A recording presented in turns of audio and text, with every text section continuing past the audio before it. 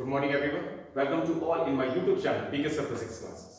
चलिए आज का टॉपिक हम स्टार्ट करते हैं and today's topic is the position vector. Last class में हमने पढ़ा था कि what is the vector and its types and the law of triangle of additions, right. चलिए अब हम स्टार्ट करेंगे new topic, position vector. Position vector क्या है? A vector which decide your position from the origin, this is known as the position vector. चलिए suppose मैं बात करूं कि this is called the plane, right? Or there is any point P is here and that is its location. आपको पता ही होगा कि किसी भी चीज की लोकेशन जो है हम कहां से मेजर करते हैं।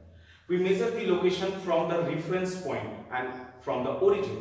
तो मान लीजिए कि इस पॉइंट का जो रेफरेंस है वो है ये, called the O, and this is called the X axis, this is called the Y axis. मैं ऐसे जनरली बोल सकता हूं कि ये पॉइंट P कहां है, तो मैं मेजर यहां से करूंगा कि ये पॉइंट P यहां है। Okay, so this is called its position, कि O से P की क्या पोजीशन है। And this OP is also a vector, कि O से इस तरफ, राइट। हो सकता है ये P यहां पर है, हो सकता है P यहां होता है, यहां होता। तो everything you which you want to measure always measure from the origin. तो हम यहां पे ले लेंगे OP, vector OP is the position vector, position vector. The position vector always denoted by the letter R and the vector R। Okay, तो OP को हम R भी लिख सकते हैं, I can write here the OP। Okay, चलिए अब यहां पे एक और चीज देखी जाती है कि how to calculate the position vector, कि यहां से O से P तक की डिस्टेंस कितनी है। इसमें सबसे ज्यादा जरूरी है the coordinates. And what are the coordinates? The coordinate is, मैं आपको एक एग्जांपल में समझा दूं। सपोज पॉइंट P यहां पर है और मैंने बोला कि पॉइंट P का एक्स एक्सिस से कितना डिस्टेंस है, तो ये हो जाएगा parallel to the y। Point P का y एक्सिस से कितना एक्सिस है, तो ये हो जाएगा parallel to the x। So I can write here the x and I can write here the y, right? तो यहां से लेकर यहां तक की distance called the y component, यहां से यहां तक का जो डिस्टेंस है कॉल्ड दी x। तो इस पॉइंट के दो कोऑर्डिनेट हैं, x एक्सिस पर और y एक्सिस पर। So the coordinates are the distance of any point from the axes, right? ये चीज चलिए ध्यान दीजिए। तो अब ये हो गया आपका, यहां से लेकर यहां तक हो गया x और यहां से लेकर यहां तक हो गया पैरेलल टू द y, तो आप इसको भी y लिख सकते हो। ओके, तो मैं बोलूंगा कि यहां तक का डिस्टेंस कितना है, तो देखिए ये आपका बेस हो गया, ये आपका क्या हो गया, परपेंडिकुलर। तो मैं इसको ऐसे लिख सकता हूं, vector r is equal to law of triangle of addition, ये हो गया एक डायरेक्शन, ये हो गया सेकंड डायरेक्शन। तो vector r is equal to sum of x axis plus y axis, क्योंकि हम लोगों ने कल ये कर चुके हैं law of triangle of addition में कि ये दोनों फाइनल और इनिशियल वेक्टर ऐड होंगे and you will get the final position. Then vector r is equal to vector x plus vector y। लेकिन आपको मैंने कल बता चुका था कि वेक्टर x को मैं लिख सकता हूं xi कैप, वेक्टर y को मैं लिख सकता हूं yj कैप, जहां पर x और y आर द कोऑर्डिनेट्स, ये x और ये y द लेंथ, राइट। तो vector r is equal to, you can also write xi cap plus yj cap. This formula is very important. ये हो गया इसका वेक्टर फॉर्मूला। मैंने बोला how to find the magnitude of r, then to find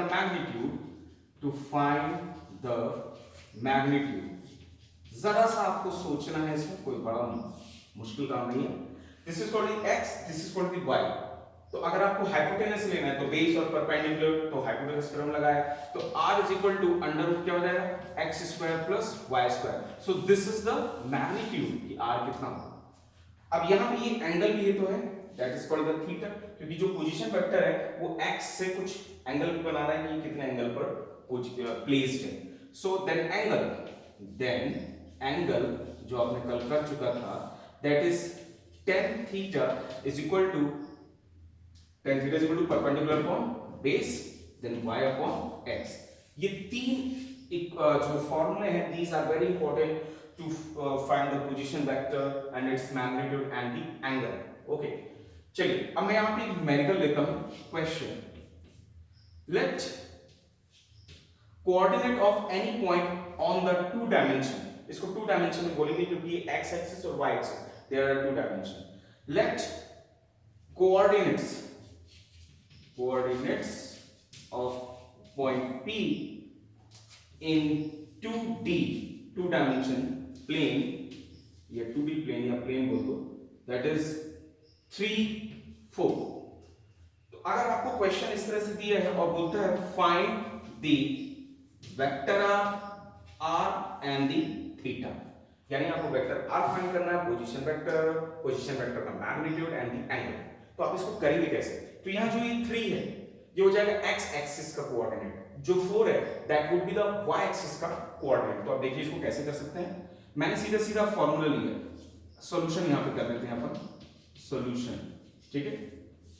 तो x is equal to 3 ले लीजिए, y equal to 4 ले लीजिए, and you have this formula, first of all this one, then vector r is equal to x कितना है 3 and there would be the i cap plus y कितना है 4, then 4j cap, okay। Now the next, and the magnitude r is equal to under root x square plus y square, तो x 3 है, 3 square is 9, 4 square is 16, 9 और 16 कितना हो जाएगा आपका 25, and under root 25 becomes the 5, तो यहां पे आ जाएगा 5, okay। एंड ये फर्स्ट हो गया, सेकंड हो गया, और ये tan थीटा आपको फाइंड करना है।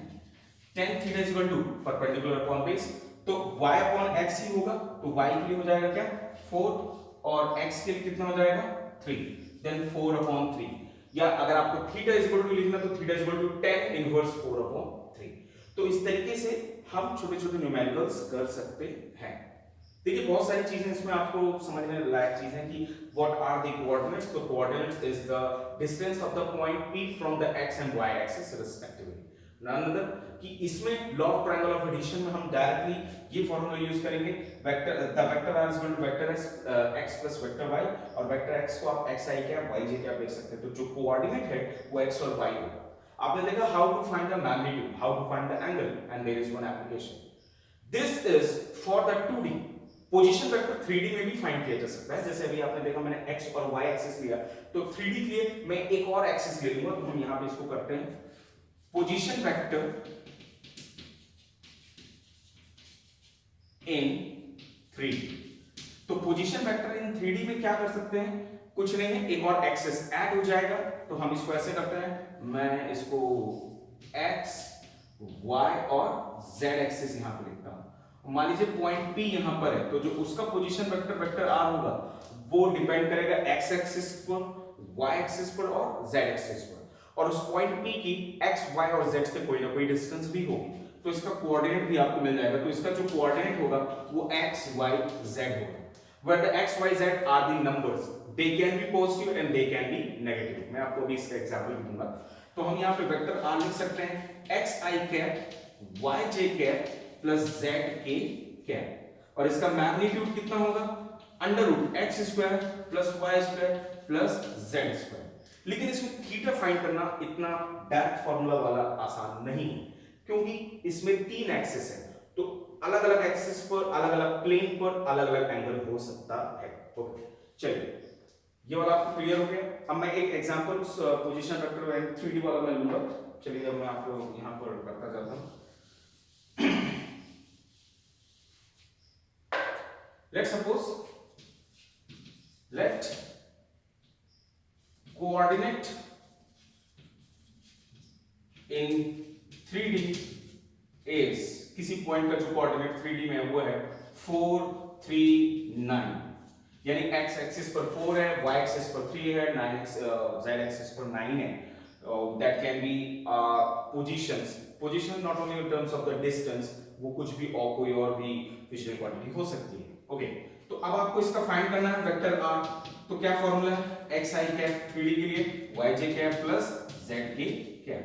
रख दीजिए, x की जगह पे 4i कैप, y की जगह पे 3j कैप और z की जगह पे 9k कैप। मैग्नीट्यूड फाइंड करना है, then under root a square plus that means the x square plus y square plus z square. तो 4 3 9 इनका स्क्वायर है 16, 3 square is 9, 9 square is 81. Then you will add, then you will get the answer. Under root के अंदर आएगा, या अगर वो quantity है तो वो बाहर मतलब उसका स्क्वायर अंडर रूट स्क्वायर में से. And the theta, it is not possible to find the theta directly by using this formula. क्यों? क्योंकि अलग अलग प्लेन पर इनके अलग अलग एंगल हो सकते हैं. ओके, चलिए अब मैं आगे करता हूं. नेक्स्ट अब बात करते हैं कोऑर्डिनेट्स कैसे हो सकते हैं. देखिए कोऑर्डिनेट्स जैसे suppose this is the origin and कोई भी जो कोऑर्डिनेट होगा, कोई भी पोजीशन वेक्टर होगा, always measured from our reference point called the origin. मैंने यहां पे x एक्सिस लिया, I have taken the y axis. Okay, आपको पता ही है कि opposite of the y axis, थोड़ा सा स्ट्रेट लेते हैं, opposite of the y axis always denoted by the minus y and this is the plus y. Opposite of the plus axis always denoted by the minus x axis. And similarly for the z axis, तो z axis जो है वो इस side होगा या तो into the board होगा. Okay, अब सपोज पॉइंट P यहां पर है, Q यहां पर है, and the R is here, the S is here. You did in a class 10 जो आप लोग ग्राफ बनाते थे, माइनस प्लस लेते थे नंबर लाइन पे, same you have to do. इस पॉइंट P का जो एक्सिस होगा वो पॉजिटिव x और y पर कोऑर्डिनेट्स, दैट मींस उसका कोऑर्डिनेट x और y पॉजिटिव होगा. पॉइंट Q की बात करें तो पॉइंट Q का जो x एक्सिस है that would be positive and the y axis the negative. जो इसका कोऑर्डिनेट होगा x पॉजिटिव और y नेगेटिव हो जाएगा. R पर -x एंड -y, तो both coordinate would be negative, right. और जो S है वो y और -x पर है, तो उसका x negative and the y would be positive. तो इनके जो आप पोजीशन वेक्टर देख रहे हैं, these are showing the directions also. But एक चीज ध्यान रखिएगा, position vector can be negative and the positive, but the magnitude always be positive. ये चीज ध्यान रखिए. Okay, this is something about it. अब हमारा जो नेक्स्ट टॉपिक है that is the resolution of vectors. चलिए मैं इसको यहां से सॉल्व कर लूं.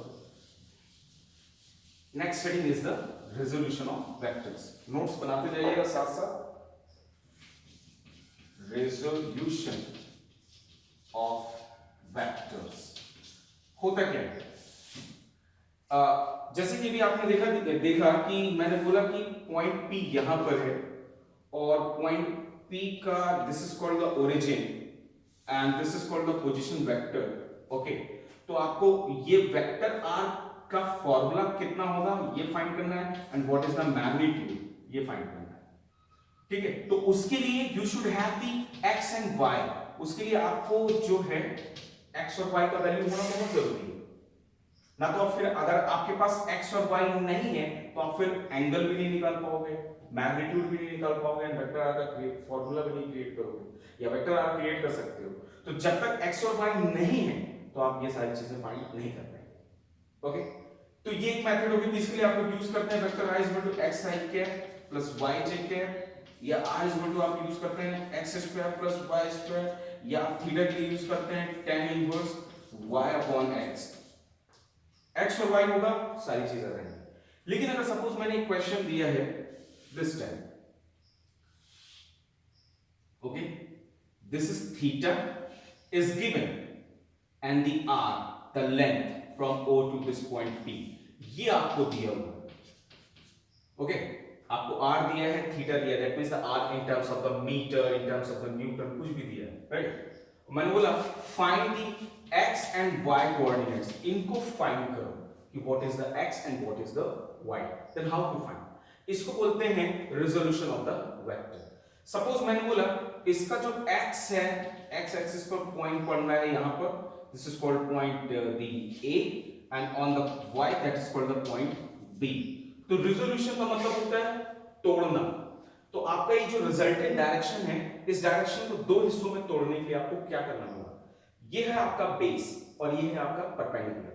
बेस फाइंड करने के लिए आप लोग कौन सा यूज करते हैं? जैसे ट्रिग्नोमेट्री सिंबल्स या फॉर्मूले, तो हम उसको यूज करते हैं. यहां आप लिखेंगे फॉर x एक्सिस ठीक है, हम फाइंड करेंगे the cos theta equal to cos theta. तो देखिए cos थीटा इक्वल टू होता है बेस अपॉन हाइपोटेनस। तो बेस है आपका OA और O से A तक की लेंथ को आप x ले लो तो आपका हो जाएगा OA upon hypotenuse, this is the R, OA that is the x then upon R। तो x इज इक्वल टू हो गया R cos थीटा, ये x की वैल्यू हो गई। Similarly for not for the x axis, for the x coordinate की मैं बात कर रहा हूं, ठीक है। फॉर y कोऑर्डिनेट परपेंडिकुलर भी आपको जो है sin थीटा लेना पड़ेगा, ठीक है। तो sin theta that is equal to perpendicular upon hypotenuse, तो परपेंडिकुलर OB हो जाएगा अपॉन हाइपोटेनस R। OB को आप y लीजिए, यहां से यहां तक की लेंथ, एंड देन आपका कितना आएगा y is equal to R sin theta. Clear? तो जब आपको r दिया है और थीटा दिया है and the question is asking about to find the coordinates x and y, तो आपको x is equal to r cos theta लेना पड़ता है and y is equal to r sin theta लेना पड़ेगा। Got it? तो इसका भी एक न्यूमेरिकल कर लेते हैं क्वेश्चन। ये आपके सामने diagram, r is equal to suppose मान लीजिए this is 9 metre, okay, from O to P and the theta is equal to 30 degree. So it is telling find the coordinate of P is मतलब that means the x and y. तो आपको क्या करना होगा, x is equal to r cos theta and y is equal to r sin theta लगाना होगा। अगर मैं x is equal to r cos theta रखूंगा तो x हो गया r कितना है, this is 9, cos 30 डिग्री की वैल्यू कितनी होती है, √3/2, so this is 9 √3/2, okay. And y के लिए आपको क्या करना पड़ेगा, फिर से r is equal to 9 metre, sin 30 degree is equal to 1/2, तो you will write 9/2। तो जो इसका x का कोऑर्डिनेट है x is equal to हो जाएगा 9 √3/2 और इसका y कोऑर्डिनेट हो जाएगा 9/2। so this is the method to find the coordinates। तो दो तरीके होते हैं, दो तरह के क्वेश्चंस आते हैं। क्वेश्चन के और भी फॉर्मेट है कि अगर x y दिया है तो वो ये सारे क्वेश्चंस पूछेगा जिसके फॉर्मूला आपके सामने, अगर r और थीटा दिया है तो x y पूछ सकता है जिसका फॉर्मूला ये और ये। Clear? Okay, now do this.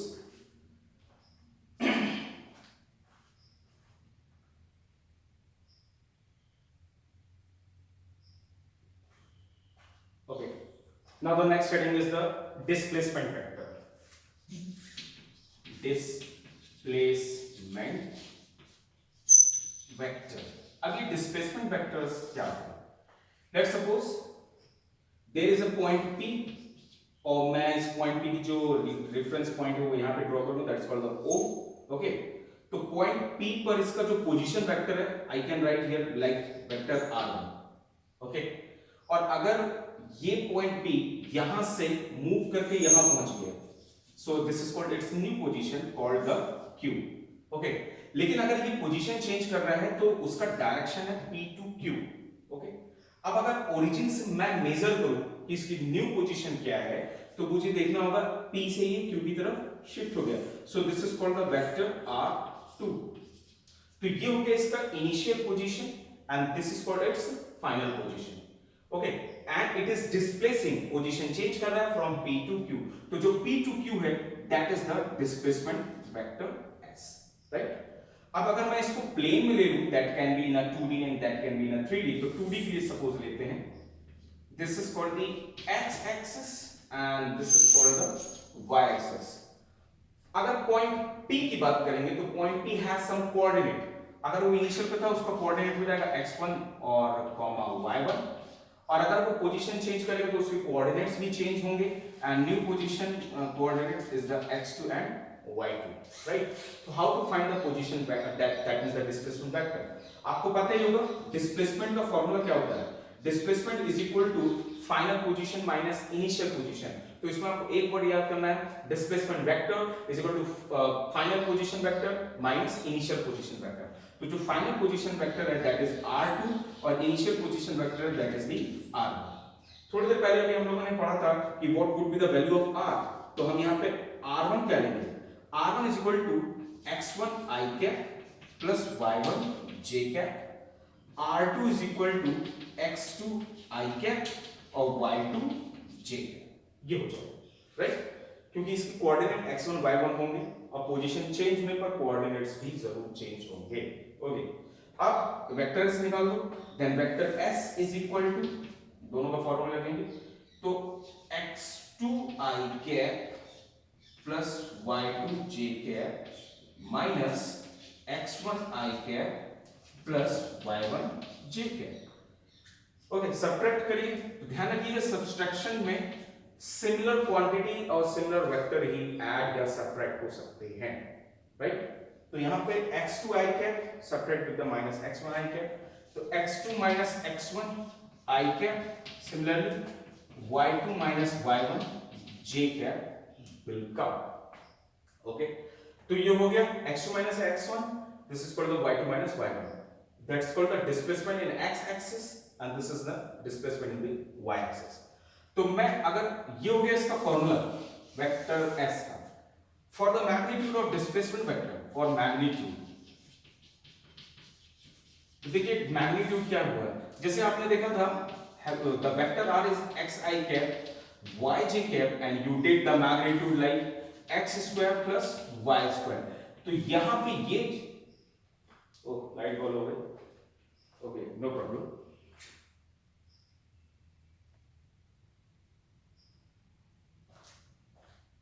Okay, थोड़ा सा कट आउट हो गया था। सो आई वाज देयर कि this is the formula of displacement vector in 2D, x2 minus x1 i cap plus y2 minus y1 j cap। तो magnitude के लिए क्या करेंगे, तो जैसे प्रीवियस फॉर्मूला था vector r is equal to x i cap plus y j cap and you have taken the this under root square then x square plus y square था, तो यहां पर क्या करना होगा, s is equal to under root, जैसे इसमें x का होल स्क्वायर तो इसमें x2 minus x1 whole square plus y2 minus y1 whole square आ जाएगा, राइट। एंड इसमें जो एंगुलर डिस्प्लेसमेंट है, एंगुलर डिस्प्लेसमेंट फाइंड कैसे करेंगे, तो एंगुलर डिस्प्लेसमेंट के लिए आप देखिए कि पोजीशन p जो है, that means the vector r1, it is making one of the angle called θ1 और r2 already is making the angle called θ2, तो इन दोनों के बीच का जो एंगल होगा called θ2 minus θ1 would be the angular change।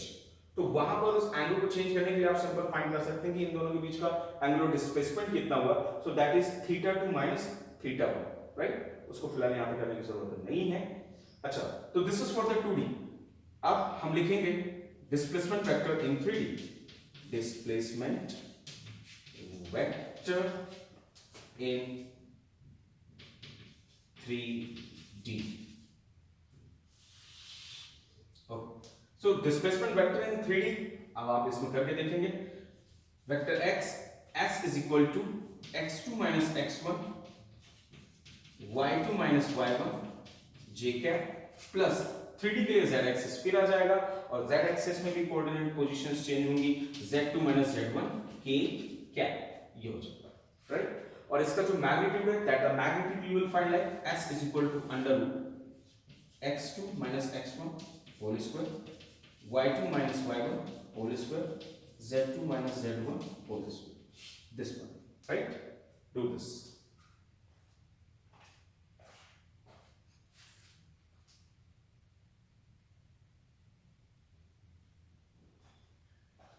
Okay, now I'm going to do the numericals for the displacement vector. Question, let's suppose there is a point P, मैंने बोला let an object is changing its position from P4 3 to 9 6 Q, that's called the new position. Find vector s, again okay चलिए आ गई है, find vector s and the s, right। तो हमारे यहाँ पर question है कि कोई पोजीशन P से Q चेंज हो रही है, तो P का कोऑर्डिनेट 4 3 है और Q का कोऑर्डिनेट 9 6 है, तो आपको वेक्टर s और s फाइंड करना है। तो क्योंकि इसमें x और दो ही कोऑर्डिनेट है x y, तो आपका ये 2D है, राइट। तो सॉल्यूशन देखिए, solution x1 equal to 4 y1 equal to 3, x1 y1, x2 is equal to 9 y1 is y2 is equal to 6, then vector s is equal to x2 minus x1 I cap, y2 minus y1 j cap. Okay, then vector s is equal to x2 minus x1 कितना होगा, x2 9 है और x1 4 है, तो 9 minus 4, उल्टा मत कर देना 4 minus 9, right. 9 minus 4 is the 5, तो मैं यहाँ पे 5 I cap लिख दूंगा, plus y2 minus y1 6 minus 3 that is 3 j cap. और इसका मैग्नीट्यूड कितना होगा, then under root 5 square 25, 3 square is 9, it is under root 34. 3D के लिए अगर होगा तो यहाँ पे आपको एक और एक्सिस दिया होगा, दैट मींस कोऑर्डिनेट दिया होगा 4 3 एंड अदर वन इज, उसके हिसाब से आप 3D में उसको लगाएंगे. कई बार होता है, समटाइम्स इट हैव सीन्स कि जो पोजीशन वेक्टर्स यानी जो कोऑर्डिनेट्स होते हैं वो नेगेटिव होते हैं, कभी-कभी वो जीरो भी होते हैं. तो जैसे मैं बोलूं कि अगर मान लीजिए किसी का कोऑर्डिनेट है -4 0 9, तो इसका मतलब हो गया x पर नेगेटिव है, y पर 0 है और 9 z के लिए 9 हो गया.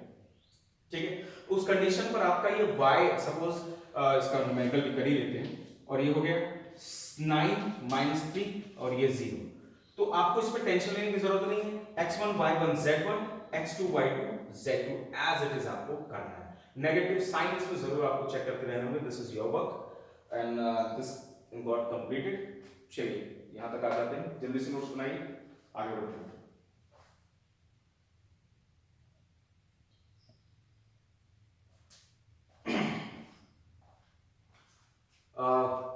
We are discussing about one more question. Let's suppose this is the river, है ना. दो तरीके होंगे इसके. ये रिवर है, रिवर फ्लो हो रही है, रिवर के फ्लो होने का डायरेक्शन ये है. ठीक है, तो इसमें हम थोड़ा सा ये शो कर देते हैं कि yes the river is flowing, and river की जो डायरेक्शन है दिस इज ये. तो इसका जो स्पीड होगा पानी का, that's called the vw. Okay, right. और आपका ये जो वेक्टर vw है, it is the speed of the water, हमने लिख लिया. And suppose there is a point P, right, और आप पानी में जंप कर रहे हो. दो तरीके होते हैं इस साइड पहुंचने. ठीक है, या तो आप सीधे कूदोगे.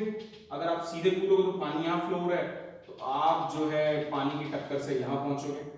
अगर आप सपोज यहां कूदते हो तो आप जो है पानी की टक्कर से यहां पहुंचोगे. तो इसके दो डायग्राम होते हैं. First one is again you can see this is the speed of the water vw which is here. ठीक है, अगर आप सपोज सीधा स्ट्रेट जंप कर रहे हैं तो ये हो गया आपका direction. It is telling you have jump. This is called the velocity of man, जितनी स्पीड से आप पानी में तैर सकते हैं. ओके, और जब आपने कूदा इस तरफ था, लेकिन अगर पानी धक्का देगा तो आपका जो फाइनल डायरेक्शन होगा वो ये हो जाएगा. ठीक है, भले ही आपने जंप यहां मारी, बट पानी के बहाव की वजह से you will reach here, right. तो ये आपको एक एंगुलर डिस्प्लेसमेंट देगा, दैट्स कॉल्ड द थीटा. तो आपका जो रिजल्टेंट डायरेक्शन है वो ये होगा, और इस रिजल्टेंट डायरेक्शन की कुछ ना कुछ स्पीड होगी, that's called the vector v. तो यहां पे हमने बोला there are three vectors. vm is the velocity of the man, vw is the velocity of water, and this is the resultant vector v. तो इसको आप कैसे फाइंड करते हैं, तो ये ध्यान रखना, क्योंकि ये आपका मान लीजिए बेस हो गया और ये हो गया आपका परपेंडिकुलर. और ये वाला वेक्टर अगर आप लेंगे कि सपोज जो है this is called a, this is called b, finally point is c. तो आप a भी जा रहे थे, लेकिन पानी कैसा जा रहा है, पानी टुवर्ड्स bc जा रहा है. तो जो bc का वेक्टर है that is called the vw आपको लेना होगा, क्योंकि ये bc is parallel to the speed of the water. तो bc is vw and this is called the vector v. तो vector v is equal to is vm, vector vm plus vector vw. मैंने बोला vm speed इतनी है, vw speed है, तो v कितना होगा, v is equal to under root vm whole square and vw whole square. ये चीज ध्यान रखना. अच्छा, मैंने बोला कि अगर the width of the river की जो चौड़ाई है दैट्स कॉल्ड द s, तो इसको कितना टाइम लगा होगा यहां तक पहुंचने में.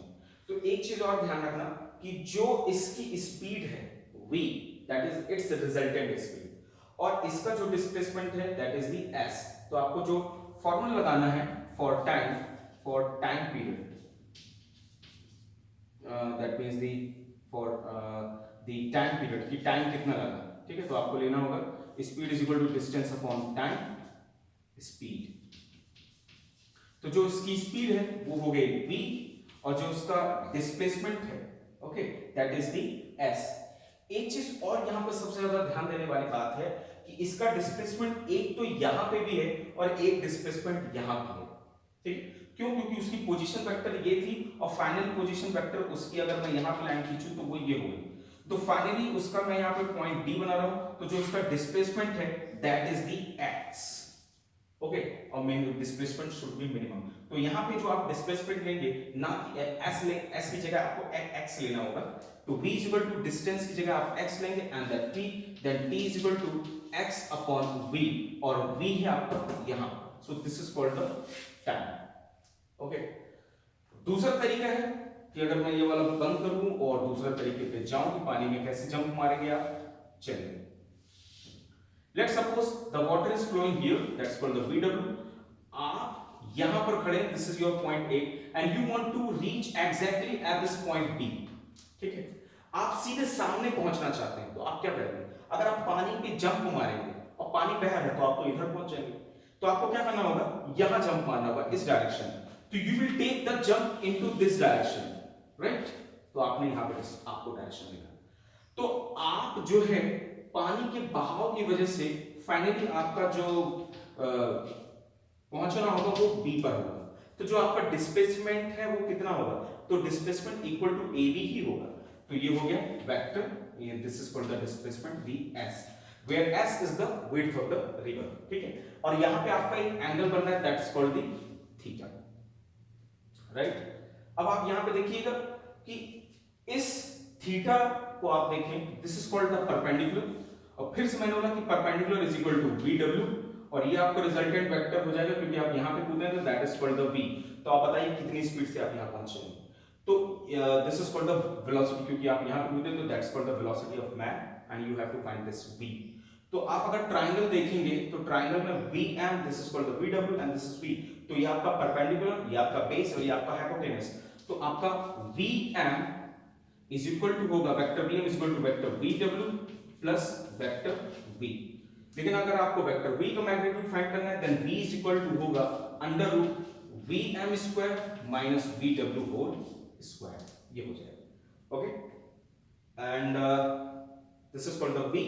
और अगर आपको टाइम फाइंड करना है तो टाइम के लिए displacement upon speed then S by आपको लेना होगा V, ठीक है। तो चलिए अब मैं बात करता हूं कि कब आपको टाइम ज्यादा लगेगा, कब आपको टाइम से कम लगेगा। अगर आप इस तरह से कूदेंगे तो आपकी स्पीड ज्यादा होगी जिसमें प्लस साइन है, और अगर स्पीड ज्यादा हो गई तो आपको टाइम कम लगेगा। यहां पर अगर आप इस तरह से कूदेंगे तो स्पीड माइनस साइन की वजह से कम हो जाएगी, और जब स्पीड कम हो जाएगी तो टाइम क्या लगेगा? ज्यादा।